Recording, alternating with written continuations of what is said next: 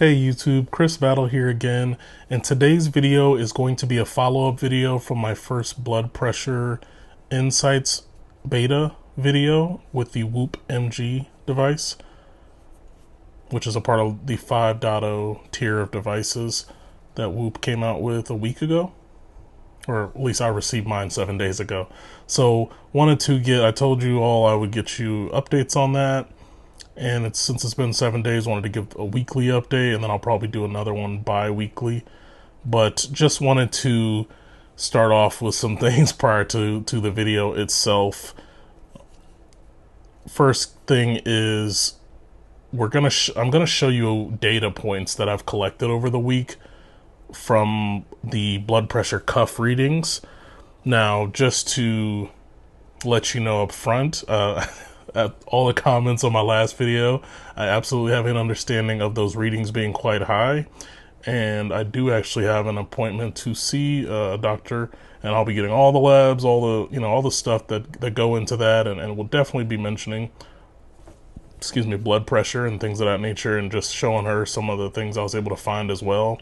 So what I've done for this particular study on the blood pressure insights beta from Whoop, is I've basically collected my blood pressure data from the Bluetooth, like the Omron, I think it's like the bronze model cuff.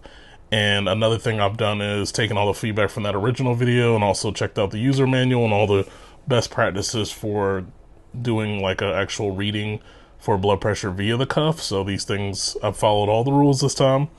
Sitting quietly 5 minutes beforehand, the no caffeine, eating, smoking, or exercise at least 2 hours beforehand, avoiding readings if I'm sick, emptying the bladder, sit feet with the feet flat on the floor and back supported, arms supported at a heart rate level. And I've taken all these readings from the left arm and also made sure that the actual hose was in the center, and just followed all the things that are good for these particular readings. So just wanted to start off with that, and then just to say the readings you're seeing today are all elevated, so, and actually in a pretty stark difference from the last time I was doing blood pressure readings, which was about, I think they were like 101/73. So obviously something's changed in the last year and need to get that taken care of. So thank you for your concern ahead of time, and appreciate that. And we'll I think it's a great opportunity to take this journey with the community, and appreciate all your feedback beforehand. So if that's all out of the way, gonna go ahead and get into the data. Hopefully this is easy to see here. But essentially what I wanted to do in the beginning, and I started this on May 14th, if you'll see here, what I wanted to do from the beginning was do morning and night readings. But as I did the night readings, I kind of decided after the first day to not do night readings anymore. The reason for that was a couple of reasons. The first being that I do a lot of my actual exercise at night, and sometimes 2 hours before bed, so not the greatest, but I also just wasn't getting a whole lot of value from the night readings. They weren't like that much different than the daytime readings, and I'm not sure if I need 6 data points a day for this whole experiment. But essentially what I did was I took the Whoop estimate that you receive in the morning, and I took a screenshot of that, put the data down somewhere. Then I did three of the readings of my own, and this was generally within 2 hours of myself waking up. I haven't eaten or drinking anything at that point. So let's start. And okay, let me show you the spreadsheet first, because I'm going to be doing these over a long period of time. So this is just, I'm sure there'll be more data points that I capture here, but let's kind of get acquainted with some of the categories here. Reading name is pretty self-explanatory. The date on which the readings were is in the second column here. The time of day, I don't know if that's really relevant, but as you can see, on that first night I had night readings as well. And then, so this one, the systolic, is the actual systolic reading from the blood pressure cuff. Then there is the systolic Whoop estimate, and what I did is I did the readings individually in their own little basically rows here, and then I did the overall reading. So once you put when you do I had the manual reading into Whoop, in the app itself, it has you do it has you write down and log the 3 separate readings. Then it basically takes the average of that and then makes that the official one. So if you'll see here, that's what you see. And some of these rows are only going to be used for the overall readings for the day, because Whoop right now, and I don't know if they're ever going to change it, just gives you a range of readings. So for example, the first day, the range they thought it would be was the sys reading would be 132 through 152. So then they showed 142, and then they thought the diastolic would be between 95 and 105, so they chose 100 there. So you'll see that there. And then the pulse, that reading, I don't know if that's very relevant, but it is something that I was able to see there. Then we got a was Whoop right column. That's important, and we'll touch on that as we go through the overall readings. Then we have a general status. So as you can see, all these are hypertensive, so you know, gotta figure that out, obviously, and make changes there. So let's start on some of these overall readings. So if you look on the first actual day I started logging, which is the 14th, I actually ended up getting an average of 128 from the cuff over 92. So Whoop predicted 142 and then 100. So on this first day, actually, I think some notes got added, but on a summary place. Shows systolic blood pressure at this, and this is indicating stage 2 hypertension with Whoop estimates being inaccurate. So this was really the first logged reading, and it was inaccurate. Whoop was off on both the systolic and the diastolic. So it was actually below both of their estimates there. So I don't know. I kind of want to give a little bit of leniency, as this is in beta, and I haven't seen any other particular wearable do this. But at the same time, we'll see if it continues to get better. I am very interested to see that. So on the 15th, unfortunately, I don't know what I was thinking. I did not capture the Whoop estimate there, and there's no way to go back and see it. Once you've entered the manual readings, Whoop no longer shows you the estimate, and that's unfortunate. But it was 122 over 83, and unfortunately, like I said, I didn't capture the Whoop estimate there. And let's go to the 16th. That one was 124. Whoop estimated it being between 109 and 129, and they went with 119. So the range, they were correct on the range there. And then the diastolic was 88. So they predicted 75 to 85. And they settled on the average, which was 80. So for this one, it was a partially correct. Like, the systolic was correct, but the diastolic was not correct. So I don't know. I think it's interesting. I wonder, are they going to continue to do ranges? That's something that is something I'm still wondering. And then there's just, I don't know if a range is as helpful. You guys let me know in the comments. A range might be helpful, but if you're off of that range, which seems like a pretty, like, let's see. They're giving themselves basically a 20-point range on the systolic every time, as you can see here, and a 10-point range on the diastolic. And based on what you can see here, they seem to be better at predicting the systolic than the diastolic for now. So it's interesting. But yeah, so I don't know. Do you guys think a range is acceptable? My only concern with the range is based on the readings and like some of the high blood pressure clinical practice guidelines. You're between, let's take the 75 to 85 range. If you were at a 75, that would be very good. Like, that would be normal, not elevated at all. If you're at that 85, you're in the middle of hypertension stage 1. So I feel like the range is interesting.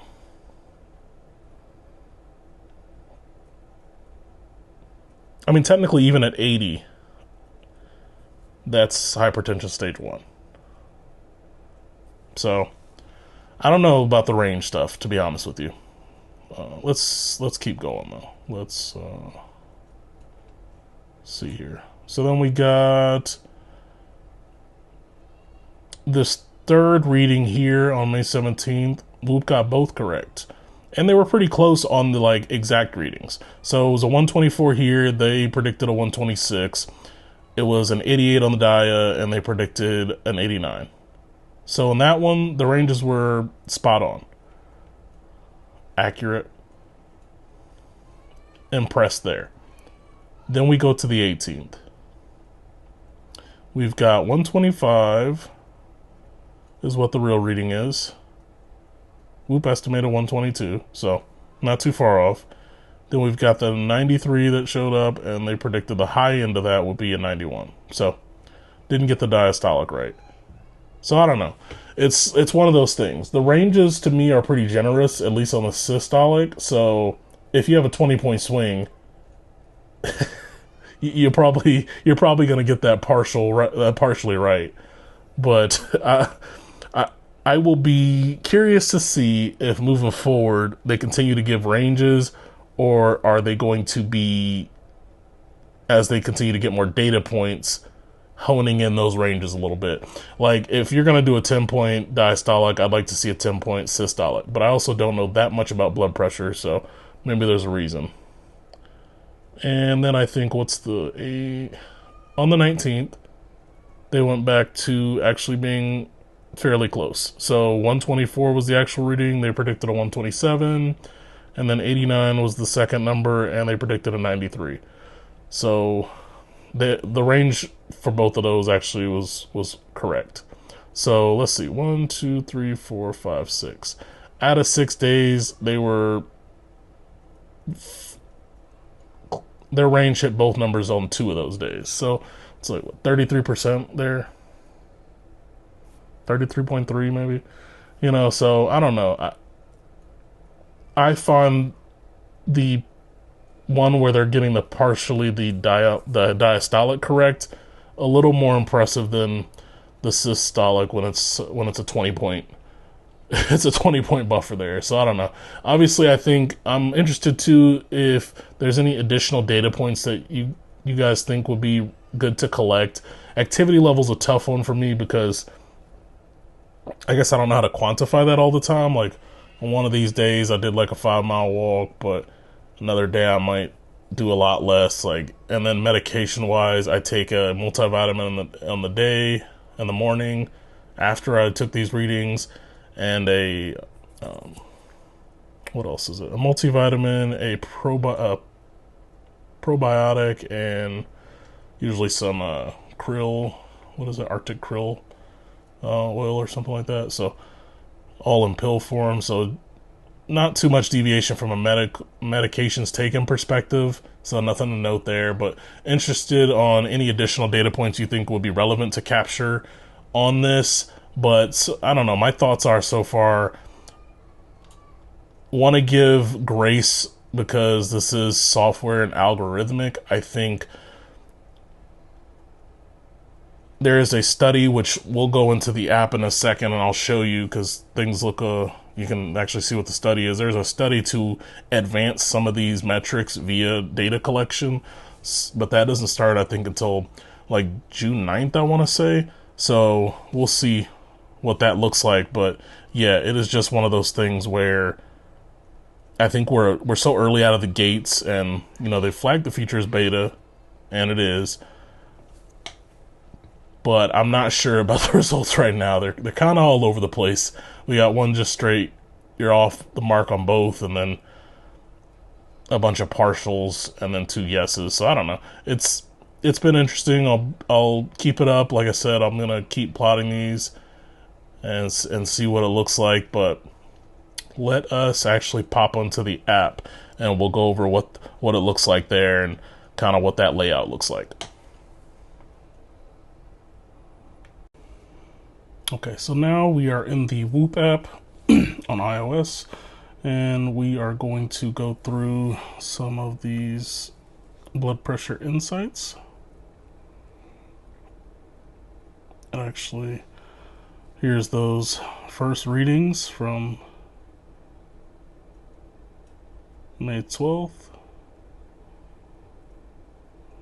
May 13th. I do like the color scale. I'm a little confused at the scale though. It goes green, yellow, orange. But, so we got Wednesday, Thursday, Friday, Saturday, Sunday, Monday, Tuesday. So, and as you can see, beta. I mean, it's very early in the game for this. But you can also see the color coding down here. And then it's got the scientific research, tells you specifically what things get decreased. Hopefully this is showing up decently. And then here is the study I was saying. So, as you can see, that's not until June 9th, it looks like. But essentially, it's going to be a study to help, I believe, improve the tracking here, or improve the algorithms for prediction. So I think you have to give them a little bit of grace in that sense, but at the very least, I'm glad I do have a cuff where I can take my own readings,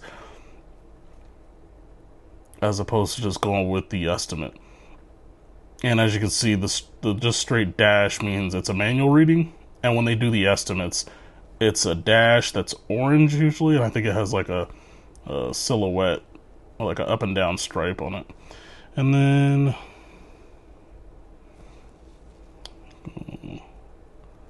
you can see it in this view as well. But yeah, so today's reading was actually one of the higher ones I've had in a while. It was a good week previous to this. Not as in good as in it's been great, but better than the previous week. And then obviously missing data there. But yeah, at least we're out of the orange from the Whoop perspective on that. And we're in the yellow. I'd like to get in the green, obviously. But yeah, so those are kind of some of my thoughts on the blood pressure monitoring as it is right now. The insights are in beta, so leaves them a bit of grace there. But that's kind of some of the stuff. And yeah, hopefully the data was useful to you. If you want to see anything else from a data perspective that you think would be relevant from a capture perspective, I'll open to suggestions there. And like I said, I will be doing a follow-up, not maybe every week moving on, but at the very least next week. And then we'll get a monthly, and then we'll see. But right now, it's I don't know what to call it. I think I'm excited for the future. And I think if you are on Whoop and using MG, hopefully you're also into being able to help to shape that future. So this is the first wearable I've heard of that does blood pressure insights based on wrist, but also is able to do that via software algorithms. So I think the more data points that they have, the more accurate it'll be over time, I'm hoping. That might be optimistic, but it's just one of those things. I think features continue to come, and while I don't particularly care for the subscription model myself, I think it does force a certain level of innovation to justify annual cost. So, I don't know. I will do another video just going over some of what I think are the pros and cons of Whoop and owning the device, and we'll also touch on some of the more controversial topics regarding Whoop lately, one of which being the whole you're entitled to upgrades on hardware as long as you pay for the software subscription. So stay tuned for that. It's not all optimistic, but I am excited to try new features, and this is V1. Excited for what V3, V2, what all these other versions of it might look like, and excited to see how the algorithm is able to hopefully get more accurate over time. If you haven't already subscribed to me and you want to see more content like this, particularly Whoop seems to be what you guys like to see, I'm going to keep them coming. So appreciate your support, subscribe and like, and share this with somebody if you want them to get on Whoop and start getting some insights of their own. Thanks.